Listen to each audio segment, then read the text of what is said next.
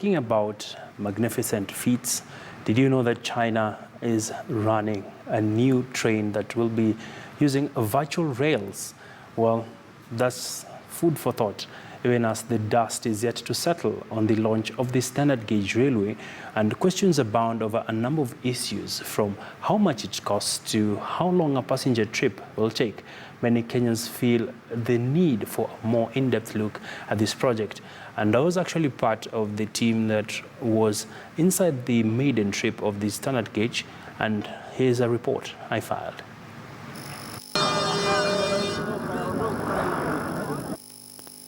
As millions of Kenyans look forward to taking a ride on the just-launched standard gauge railway line, the KTN crew was among the first to have a feel on the train. Our destination was Nairobi. The president and his family were aboard the train, together with cabinet secretaries, as well as his entire security detail. Security was elaborate all through our journey to Nairobi, with several choppers flying by the side to provide aerial surveillance, a show of might for the flagship project.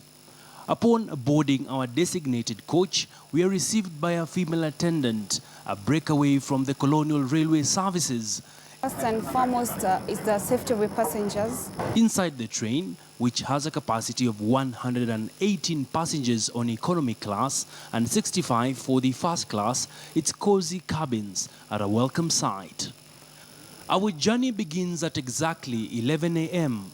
and we expect to cover about 470 kilometers to get to Nairobi. As we begin the journey, we get curious to check the speeds. The commuter train, according to Kenya Railways, can do a maximum of 120 kilometers per hour, owing to the design of the track and terrain. Well, I actually feel grand. I think it's wonderful. A new experience, and an experience that will be available for all our Kenyans at an affordable price. Surprisingly fast. I didn't think it would be this. Okay, I knew it was going to be fast, but experiencing it is different anyway. I've seen us zooming past buses, so yeah. I know we are moving fast, but we don't feel it. For it being my first time, I say it is of its own kind. It's not like the car whereby you will feel there's a congestion and also problems, but it is very free. You sit your own table and then you enjoy. As we cruise through, the ride is quite smooth and quiet compared to the old train.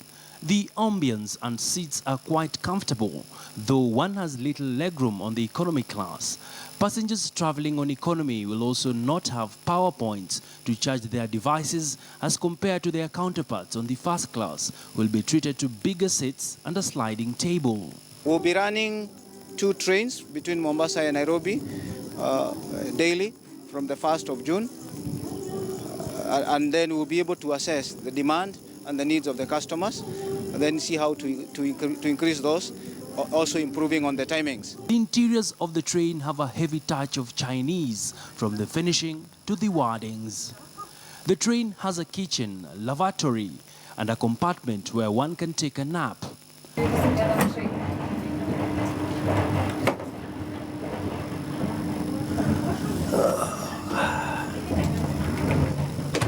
Well, so this is known as the sleeper coach, where after traveling you can come in and relax as you progress on with the journey. You can also just relax and and rest as you move along with the journey. Being a diesel-powered train, the SGR has a fuel capacity of 9,000 liters. Although the train will have daily operations between Nairobi and the port city of Mombasa, the location of the train stations will be a hard sell for commuters, as one will have to either board a matatu or take a taxi at their own cost, something that might prove prohibitive.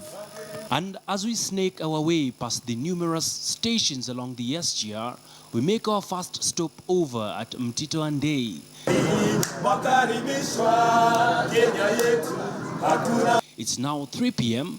As we stretch out, one can only but notice the majestic stations built by the Chinese, which are unique in their own designs. After 30 minutes, we hit the track again. we shortly pass through the Tsavo National Park, where we are treated to scenic views of the wildlife, a rare spectacle for travelers. At the same time, one remains alive to the risk the rail may pose to the wildlife in the eventuality there is an accident. Closely monitoring time, by about 6:50 p.m., we make our last stop at the Nairobi terminus.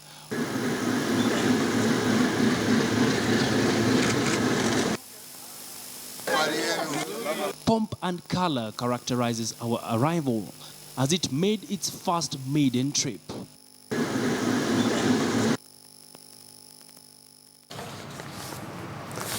Well, it is on that note that we wrap up the program, and I'm made to understand currently more and more Kenyans continue to stream at various train stations to book their tickets. Perhaps you should think of it all the way to Mombasa for 700, 3,000 shillings for first class.